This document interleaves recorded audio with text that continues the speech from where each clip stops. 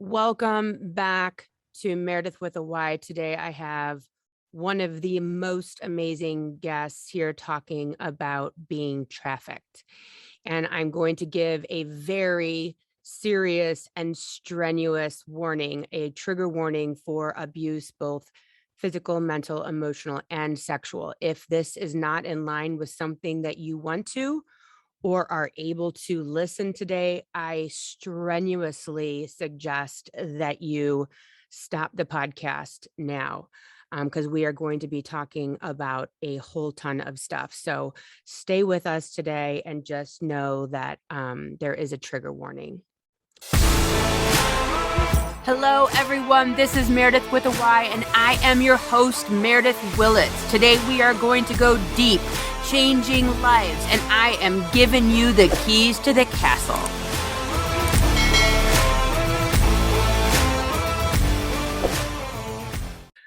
Renee, thank you so much for being here today with me. I so appreciate you being here to share your story.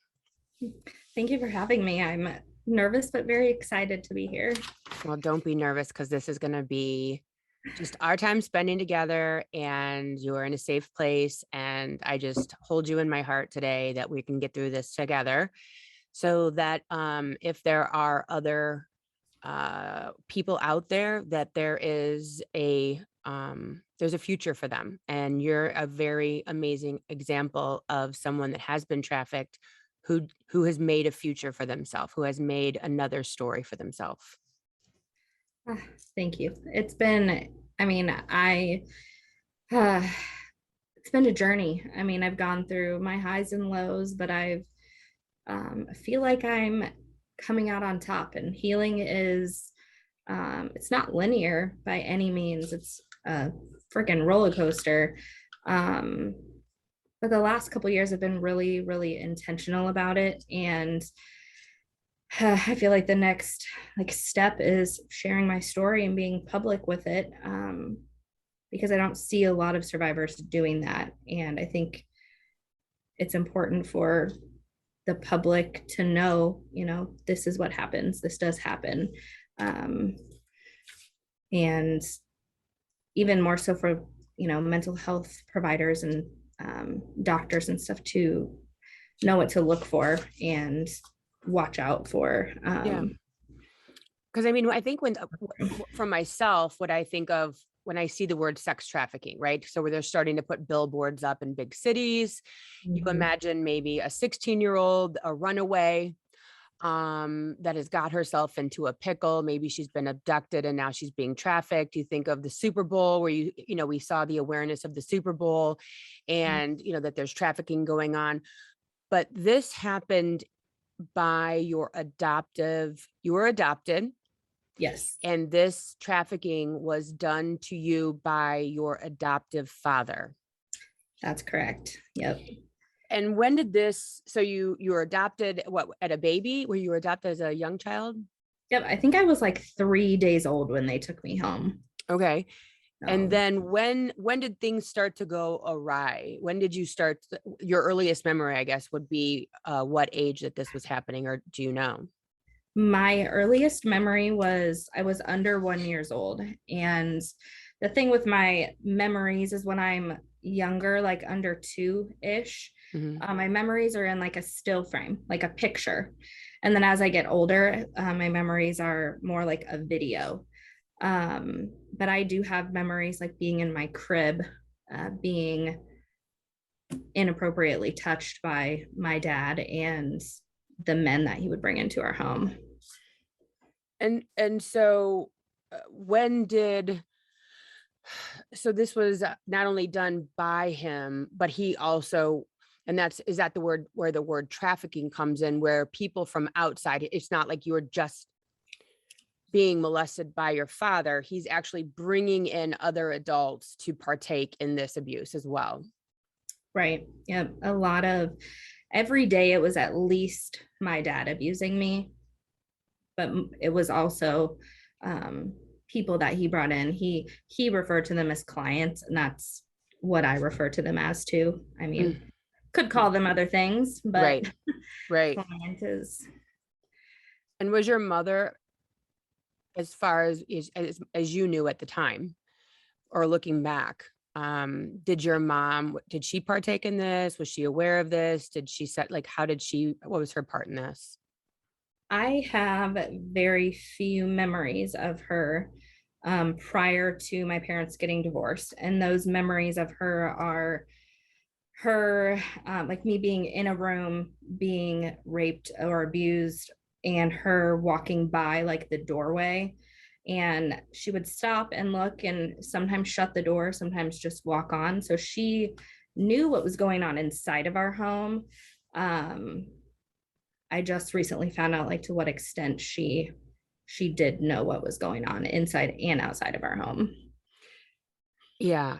And we will get into that as to what's going on there and how you figured that part out. But, and so looking back, what did this only take place in your home? Were these other relatives? Were they strangers? How did all of this happen? Because I mean, eventually you had to go to school. You had to be, physically in front of teachers and friends. You had friends come over. How did that work out? Did you have siblings? I should ask, if they were abused. I did not have any siblings in my adopted family. As far as where it happened, when I was younger, like baby toddler age, most of it was in our home. After that, it was in other people's houses in our communities, in our community, and hotels in like all over Nebraska and like surrounding states. Sometimes we would travel. It's kind of all over. So when I'm kind of in that space of, okay, I am a child, I am being repeatedly raped. Can I ask you, do you think that this is normal? Do you know that this is not supposed to happen? Have you completely detached at this point to allow yourself survival? I didn't know until I was uh, like late elementary school, roughly, that what my dad was doing was wrong, like that it wasn't happening to like my friends. I was constantly told like, we don't talk about this, only families talk about this with families. And so it never occurred to me to like ask my classmate like, hey, does this go on at your house? um but I didn't, after I realized what was going on didn't happen to everybody and wasn't normal, um it was a lot harder to accept what was happening because I knew how wrong it was then. Like as a kid, I obviously knew like that what was being done to me hurt, but my dad was also the one who bathed me and clothed me and fed me. So it was hard to, compute like this person loves me, but they're also hurting me. Um, so it took a while for that to really like mix in my brain and understand that what was going on was wrong. And it took me a really long time to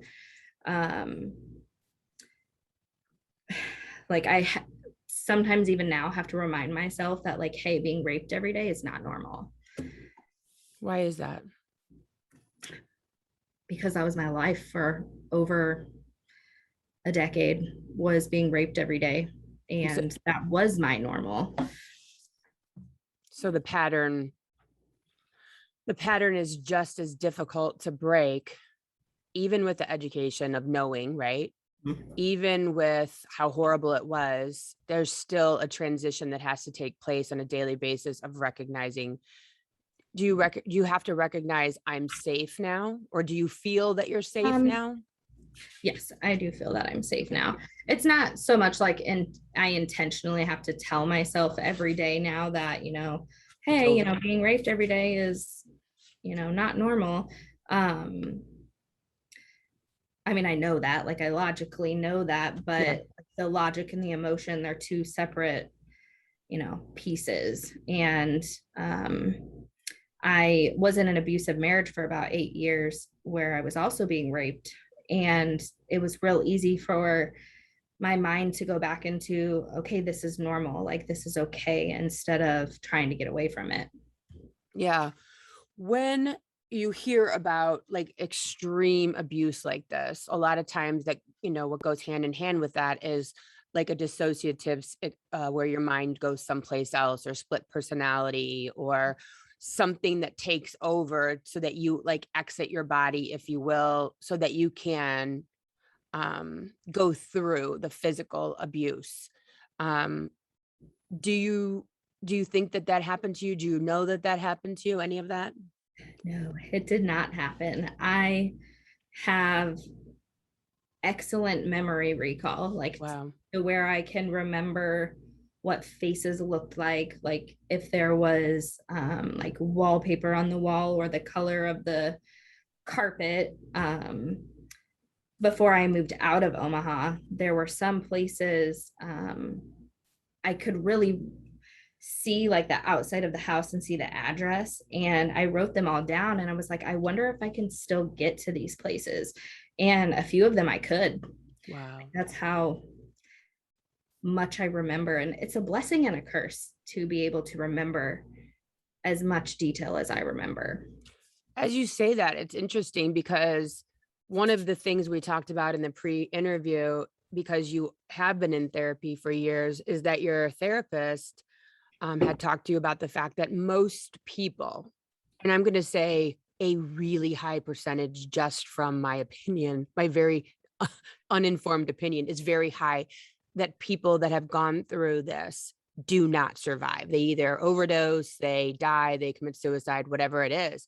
And Yeah. so it's so interesting that when I work with people, just in general, right? Not to this extent. And we talk about like when you stuff it down, it still lives inside of you. And so the fact that you were present, you weren't stuffing it down, or you weren't like kind of putting it someplace in your body.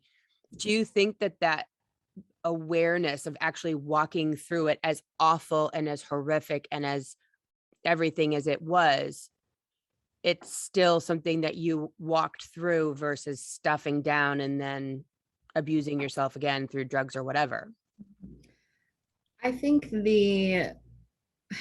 like the I think I would lose my mind if I couldn't remember what happened. Like if I knew something happened and didn't know what it was, Hmm. that would just drive me crazy. I have talked with a few survivors who like that's their like the case, they feel it in their body, but they have Yeah. amnesia, they don't know what happened. And I'm like, oh my gosh, like I feel so bad that you can't remember.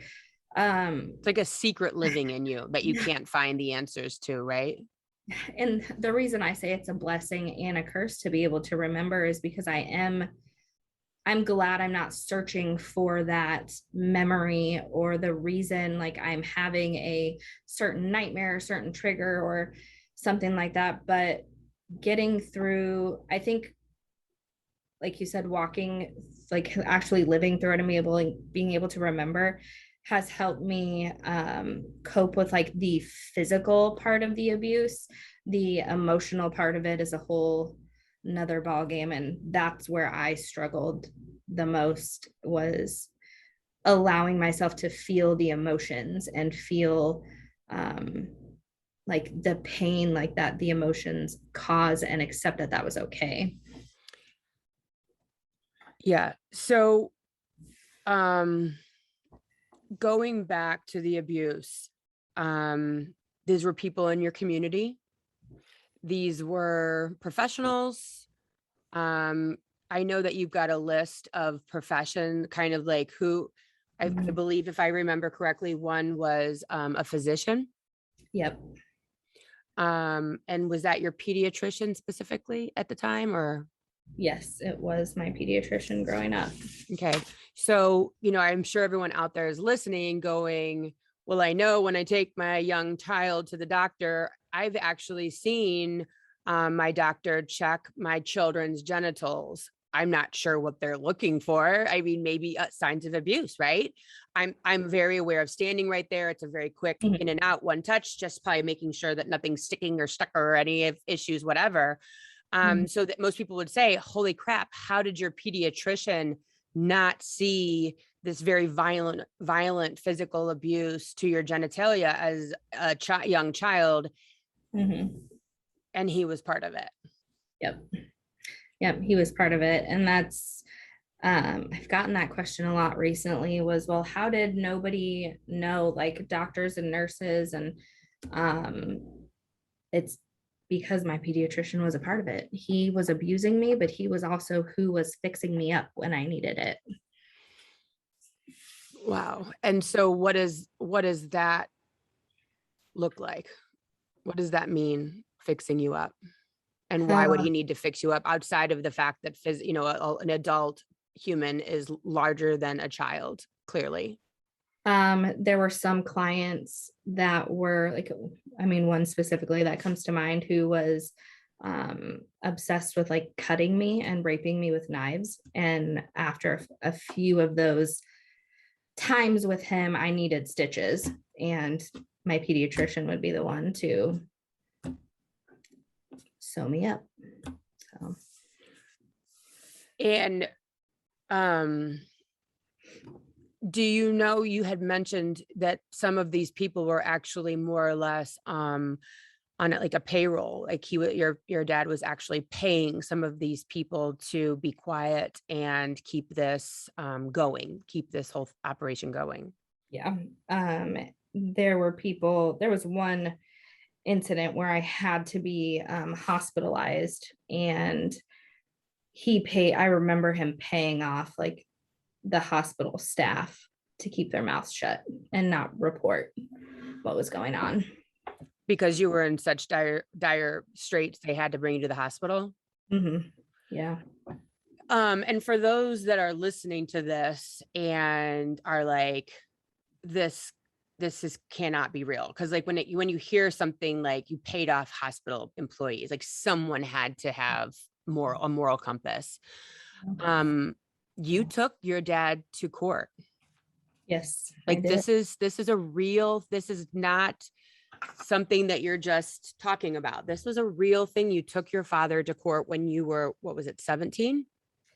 We went to trial when I was 17. I was 15 when I turned him in. And how do you go from, traveling around hotels, being abused on the daily in all sorts of states and places and by him and whatever, to finally at 15 saying enough's enough? Well, when I was about 13, my dad asked my mom for a divorce, and it was because he had found another woman he had begun a relationship with who had a really young daughter. And when my parents got divorced at 13 and my mom and I moved out, I was still having to go to my dad's house, and this woman was around. I don't think she knew at the time what was going on because she was never there when I was being abused. But I saw her daughter, and she was like 3 or 4 when I was 15. And I remember seeing like how my dad would look at her, and was like, I can't let this happen to her. So I told someone at my high school who helped me call the police, and things moved on from there. Had you ever told prior to that moment? No. Had anyone ever asked you prior to that moment, like a teacher? Like I interviewed another gal recently who was being abused, and she said she was also abused with objects, and was getting infections and very uncomfortable, clearly. And she was going to the bathroom constantly, and the teachers would like beg her to say, like, what is going on? Why are you going to the bathroom every 5 minutes in class? Were you ever asked if anything was wrong based on behavior or whatever? I had one teacher in high school. She was actually student teaching in my Spanish class. Her name is Melissa. She knew something was wrong, and I knew she knew something was wrong. And I know that just based on her like her demeanor and she was so caring. She told me one time, she's like, Renee, I can tell you are exhausted. She's like, just take a nap. And she would tell me, she's like, you can tell me anything. But I didn't, I didn't. And I just don't think she knew like what to do, because she was in her early 20s, student teacher. Yes, So she was a kid too. She was yeah. a kid too. Now, did you have aunts and uncles and I know we're not talking names, but if you could just talk only for the sheer purpose of people to understand, this isn't underground. These people aren't the boogeyman. I was actually thinking of this yesterday. I was talking to myself, thinking about the idea that we like to make people that do bad things, we like to make them into this evil boogie monster because it makes us feel safe. Because the boogie monster is over there. Right. They're the bad guy that we don't hang out with. But just this was your adoptive father. This was your pediatrician. What are some other, if you can remember, careers, if you will? There was a couple police officers, and I know that they were police officers because they would be in uniform when they would come over. There was a few lawyers. There were people from all walks of life. From like the grungiest, most homeless looking, disgusting human being, to Your men who pediatrician. were like, doctors, and there would be some men who would come, like dressed up, businessmen in like nice suits and shoes and like very well off and wealthy. And your dad was charging for this. Oh yeah. He was making money off of this. Yes. And one of the things I think that you had mentioned was that the women that were abusive were actually the worst. Yes, they were. They just had something about them, like you could just tell their souls were dark. They were sadistic. They didn't care. Not that the men cared, but like most people expect like a woman to at least care a little bit. And all of them were so angry. Like they would take out their anger on me.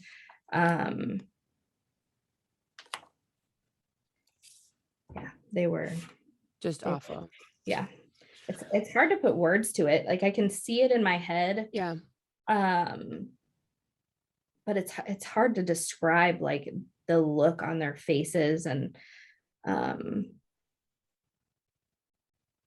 they had no care in the world. And with the women, were they primarily acting out in violent sexually or violent physically, meaning beating you or hitting you, cutting you, or was it always did it always wrap around some sort of sexual act? Both, not always. It wasn't always sexual. There were some women who would just beat the shit out of me, and then there were other women who would rape me with various items that they either brought with them or were in our room. Did you have a special place in your house that this would happen, or did this happen in your bedroom? It happened in my bedroom and in our basement. And then after my parents got divorced, the master bedroom my dad stayed in the house that I grew up in. It would happen in the master bedroom. And so at 12, you had figured out, or your dad or someone figured out that you were pregnant. And when we figured this out, as you do, was the plan to deliver the baby? I was able to hide it from my dad for quite a while. I didn't start like looking pregnant until I was like 7, 8 months, I just looked fat and made sure to wear like sweatshirts and stuff Mhm. to cover me up. Even though he was also abusing me, I mean, even prior to that, if it was just him, he usually wouldn't like take my shirt off. It would just be my bottoms. Um, so it took, I think he just thought I was getting fat for a long time. And then he realized, I remember the day that he realized a client had finished with me, and I stood up and I saw him, him being my dad, like look at me, and it was like a light bulb went off in his head of, oh my God, like she's pregnant. And then he freaked out for a while. A couple of days he freaked out. I didn't know. I remember hearing him on the phone saying, you know, what am I going to do? I don't really know who he is talking to, but then he realized that he could make more money off of having a pregnant child for his clients. Because there are those, you know, extra sick assholes out there who get off on raping pregnant children. So he used that to his advantage. And so the abuse never stopped. It might have even gotten worse, who knows? And then did you carry that child to term I as far was as about, you knew, right? I mean, you're 12. yeah, knowing what I know now as a 30 something adult who has had children, and I was around 8 months. She was small when I had her, but I mean, she was fully developed and grown. I mean, I couldn't even guess how much she weighed, but she looked exactly like my oldest daughter now looked exactly like her. Mm-hmm. And so, can you describe, I mean, clearly you didn't go to a normal hospital, you didn't have any care. Did any of your teachers ask about your weight gain or anything like that? I mean, So I had her in July 4th, actually. wow. And I know that it was July 4th because fireworks. Mm-hmm. Um, so school got out in May. So I had May, June, July where I was, Okay. yeah, so they didn't So the know that. bigger you got, you were out of school anyways. Mhm. And are you comfortable or able to talk about the day that you delivered? Sure. Um, I was taken to a motel and tied up in the bathroom By um, whom? by my dad.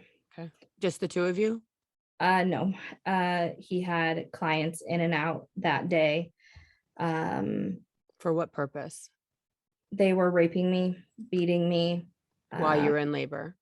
well, my dad's goal was to get me to have the baby. At that Give point, him I to- wasn't in labor yet. Okay. Yeah, that was his goal, was to do that, or was to get me to have the baby. I remember hearing him tell the clients their time with me would be free that day if they could, or if I had the baby, if they, I don't remember exactly how he worded it, but it was along those lines. Like if they were the ones that made this happen. Yeah. Um, but it was 2 days of being consistently raped and beat before I was finally in labor. And then my dad, he kept getting angry. He would leave and then come back, and I hadn't had the baby. He would get angry. He started raping me with screwdrivers and just beating the shit out of me. Kicking, punching Yeah, kicking, punching. in the He, stomach or like all around your body? both. Um, Do you think he had an intention of killing the baby? yeah, I do.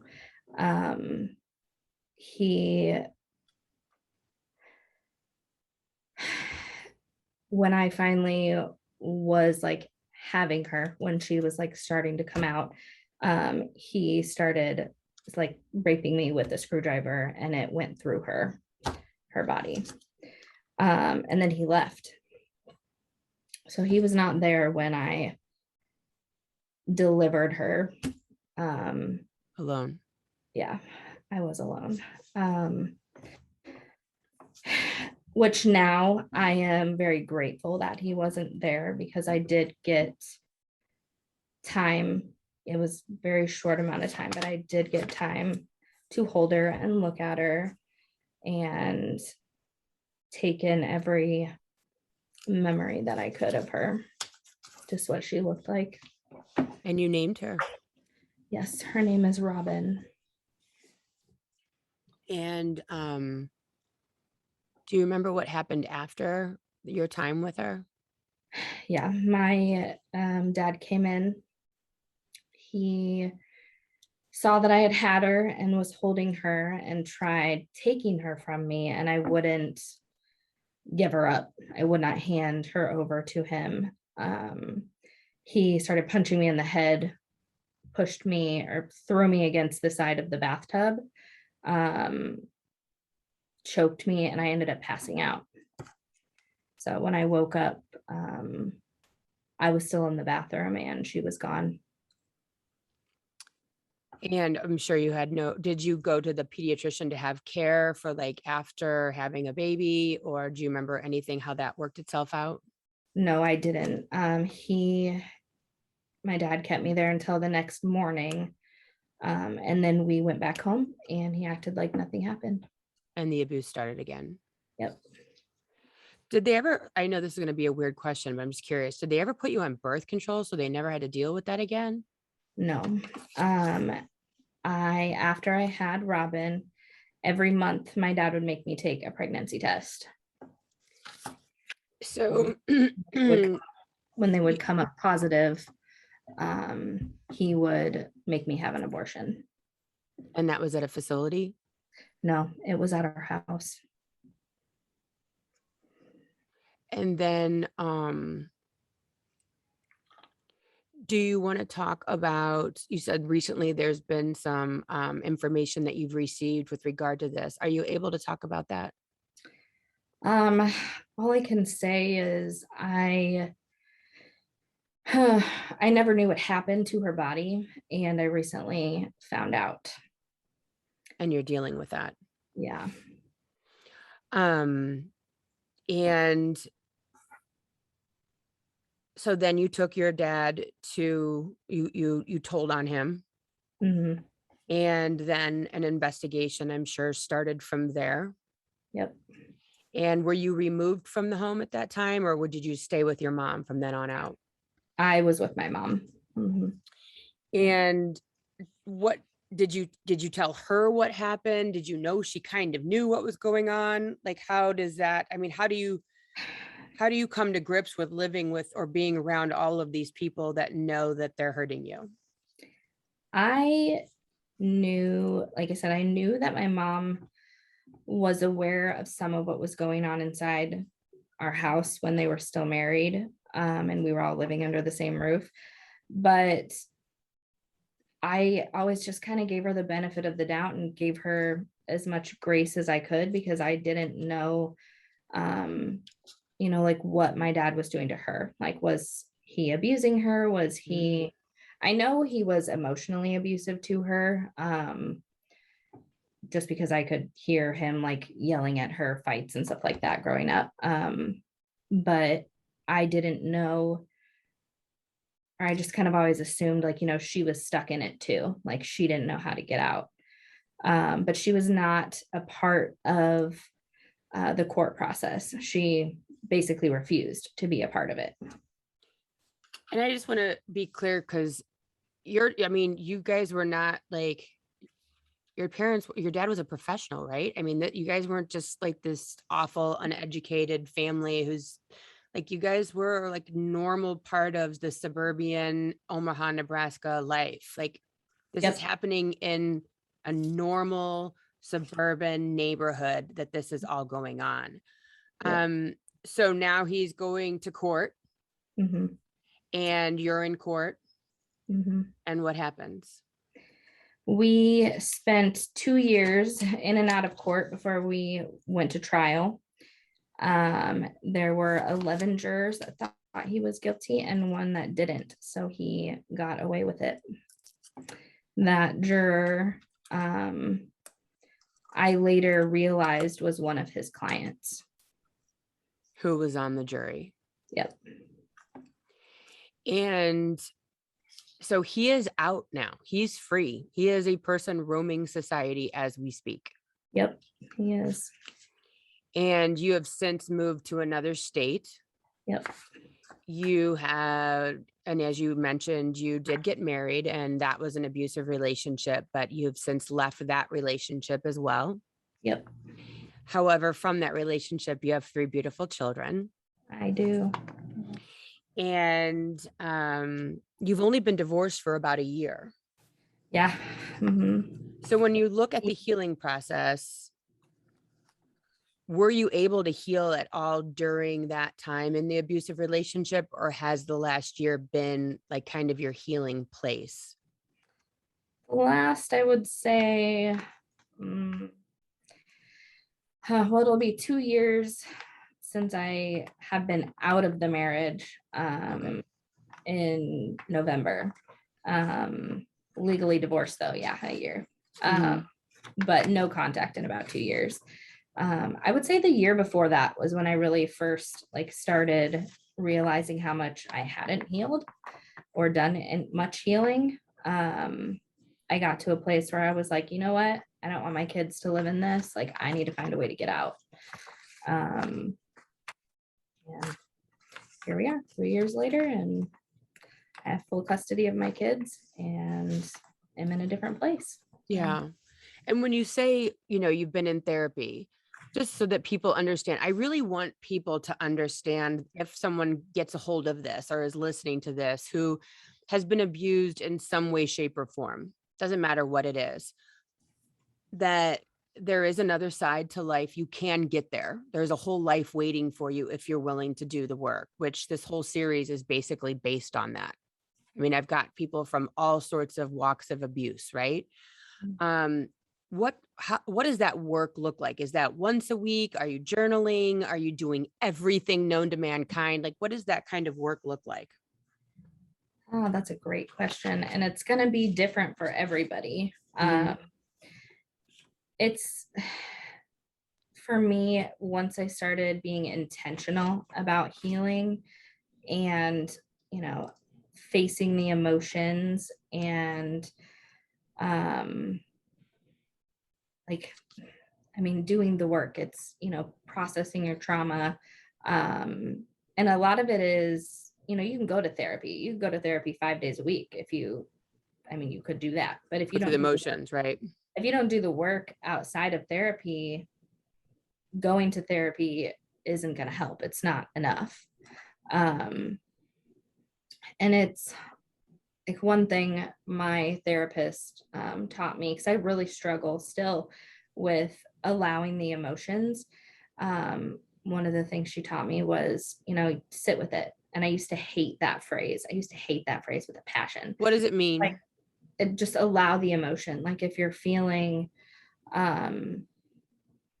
like overwhelmed or shame or guilt or whatever the feeling may be, like allow yourself to feel it. And the more it usually only lasts like 90 seconds, the feeling starts to dissipate. I did hear you talk about this on TikTok. So everyone knows because I was telling my husband about you and he's like, where are you finding these people? And I'm like, well, clearly I'm on either the right or the wrong side of TikTok. I'm not sure, but I'm finding these amazing women, these heroes. And when you said that on TikTok, that was so powerful to me, of not trying to stuff it down, but sit with the anger, sit with the fury, sit with the sadness, sit with it, because you could do that for 90 seconds. Mhm. And when you said that on your TikTok, it just struck such a chord with me, because as Americans, I'm sure other people will be listening to this from around the world actually, but as Americans, we want it faster, cheaper, quicker. You know what I mean? We want it gone. We want to always be happy. We never want to be depressed or anxious or sad. And so we'll literally do anything to keep us from those bad feelings. Mhm. And when you articulated, just sit with it because it's going to pass in 90 seconds, it gave such an amazing awareness to, it's going to go, it's going to pass. You know what I mean? It's going to pass. I have And to the hit. more you sit with it, Hold the on more one you second. sit with those feelings, There you go. and the more you sit with those feelings and allow them, the less distressing they become. So whether it's, sadness or grief or even anxiety, I'll do it sometimes. If my anxiety is really bad, I'll identify what's causing it, sit with it, and then it starts to dissipate. Mhm.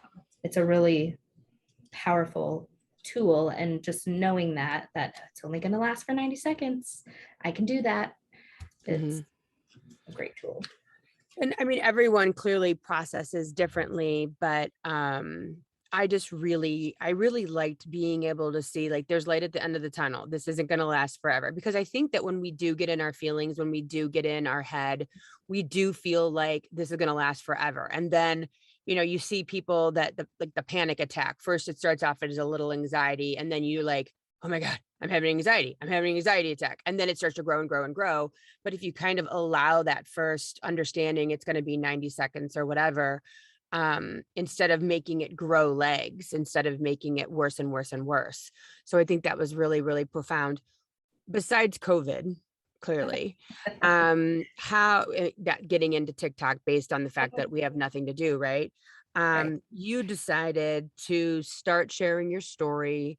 You do not show your face completely on your TikTok. So if anyone goes to her TikTok, you're still not going to see her there. She's not ready yet. But how does sharing your story help you? When so processing is kind of goes back to like processing trauma, when letting like the truth of my story hit the air, like literally talking about it, I love that. it takes away its power.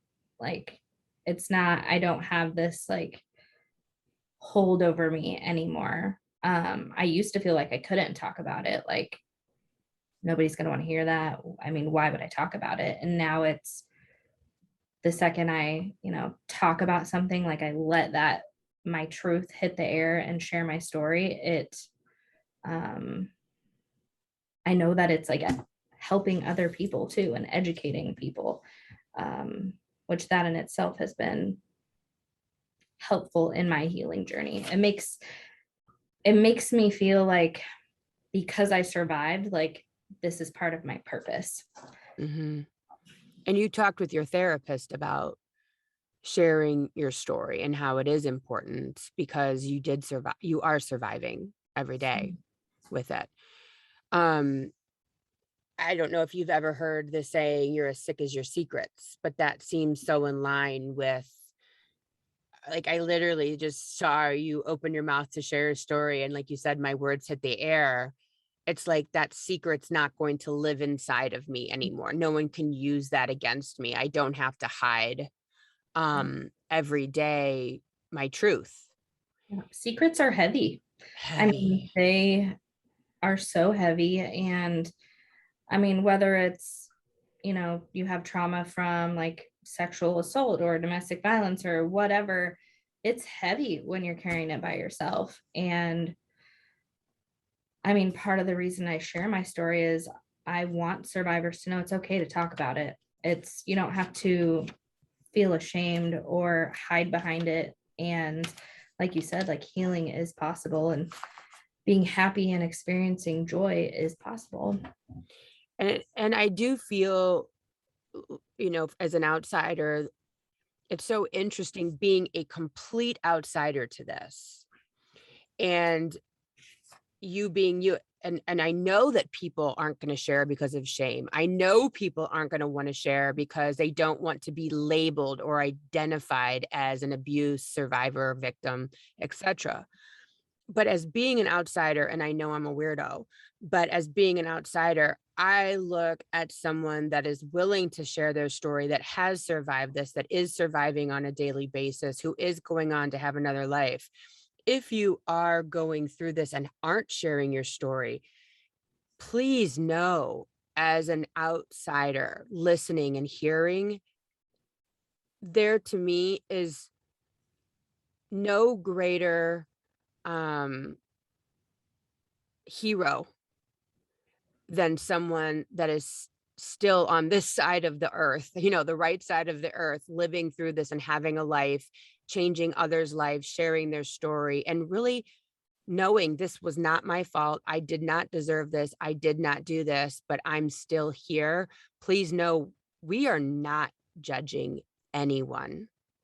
And if your words are hitting someone and you do feel judged, that's a them problem, not a you problem. Because there are people out here that really care a lot, and your story, your triumph, is making a huge difference. Huge difference. I mean, you've changed my life. The people on this series have changed my life, just by knowing that I don't I have secrets. I have things that I've been through, but you give me courage, to share the things that I've been through, and know that, I'm not any of those things. Those are just a part of my story. Right. Those are just a part of my story. And so, um, let me ask you this, because your dad was taken to court, can he be taken to court again? I don't know. Because of double jeopardy, it would have to be on probably different charges. He can't be tried twice for those charges. Yeah. And I don't know the answer to that, but it's also I feel like it's really hard for people to understand why I don't try to pursue charges against him again. And the reason I don't is because it's not where I want to spend my energy. Gotcha. I want my energy put into my healing and my kids, and our future, not on the past. So, and I know that, Protect your peace. yeah, exactly. Protect my peace. Protect your peace is huge. I mean, it is. You have to, and you can only put yourself in so many places at once. Mm-hmm. And so you're choosing to put your place with your 3 kids and heal yourself and have a positive experience for them. And Mm-hmm. you are starting to do a Survivors Anonymous Google Meetup Yes. on Sunday nights at 9 p.m. Eastern Standard Time. Yep. And people can find you on TikTok, and your username on TikTok is at survivors_anonymous. And there's a link to sign up on your TikTok bio. So link in bio, right? So find your link in bio on your survivors_anonymous on TikTok, and then go sign up there. And is that so a Google Meetup, is that like a phone thing, or is that like a Zoom thing? How does that work? It's so the link to sign up is a Calendly, I think it's called. Oh, Calendly link. Yep.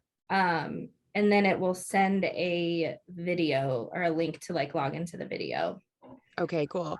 And then you also are at Survivors Anonymous, all one word, Survivors Anonymous 2021@gmail.com. If someone wants to reach out to you with regard to, being on their podcast, or what other opportunities, or, if someone wants to reach out. I did have a gal on here, Melissa, and she had mentioned that she really didn't want anyone under the age of 18 to contact her, but that she would be able to send them to a like a government type place. She just didn't feel comfortable talking to kids under the age of 18.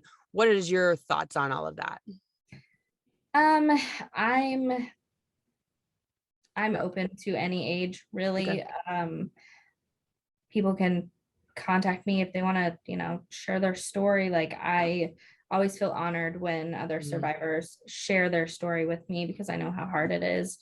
Um, but I'm open to Okay. any age. So And if anyone wants to find you and hear more of your story, pieces, parts of your story, because like as soon as I came on today before we hit record, I'm like, wow, I could tell you've really had a rough couple of weeks. So it really allows your viewers, your followers, to kind of follow along, because this is every day. This is not, oh, she's on a podcast and tomorrow she's going to be fine. I know when I do these podcasts, I feel like I need a cigarette and 3 martinis when I'm done with them. They're very overwhelming, or a walk or something. So like this is every single day that you wake up and heal. You wake up and heal. You wake up and have a hard day, and you're sharing that journey on TikTok with your followers, yeah. which I think is huge. Yeah. I try to be transparent. I mean, I do. Um, Back when I first started the TikTok account, I did a poll on what people wanted me to talk about, and Yeah. uh, the majority of people were like, "I want to hear what you went through," and I have Isn't that no amazing? problem. Yeah, Yeah. I have no problem like sharing that, but I do also try to share like my healing journey, and not every day is rainbows and unicorns. So it's some days are very, very taxing on me emotionally. So Very heavy days. Yeah. Well, I just appreciate you so much. I didn't want to go too deep into what actually happened to you. yeah. Because we have to keep this, I hopefully like a lot of listeners can listen and not be too completely blown away. Right. But at the same time, I think people do need to realize that this stuff is real. Mm. This stuff is happening. This stuff is happening next door to your house. Really Yeah. quick, just as I say that, is there something or a few things that you can share that someone should have been looking for and done something? Was there a behavior, or I mean, the fact that people are coming in your house all day long like drug dealers, I mean, that should have been a red flag. But your behavior, is there something that we should be looking for in our friends of our children, students in our classroom? So hard to answer because looking at me, like you wouldn't have known what was going on. There's no way my teachers or my neighbors like could have known, like, oh, I see this one thing, so this is happening in that house. um I mean, there's the signs that we're all taught of. You see a kid who's like not wearing clothes for the right season, or has bruises, or looks like they haven't slept in days, like, of course, those things. But um I mean, I think more of it, I look at it more of a like how to prevent it type thing, is by like teaching your kids, the appropriate names for their body parts, to, body autonomy, that it's okay to say no, like that you don't keep secrets. Even if it's like your parent saying, oh, keep this secret, like if it doesn't feel good, say something. Yeah, So, tell somebody. yeah. And if anyone's out there listening and you are dealing with something like this, we know it's scary. We know it's overwhelming. We know you've been threatened, that, physical harm. A lot of kids are threatened. If you tell, we'll kill you, we'll kill your family, we'll kill all your friends. Tell anyways. Yeah. Tell anyways. Um, well, Renee, thank you so very much for being here.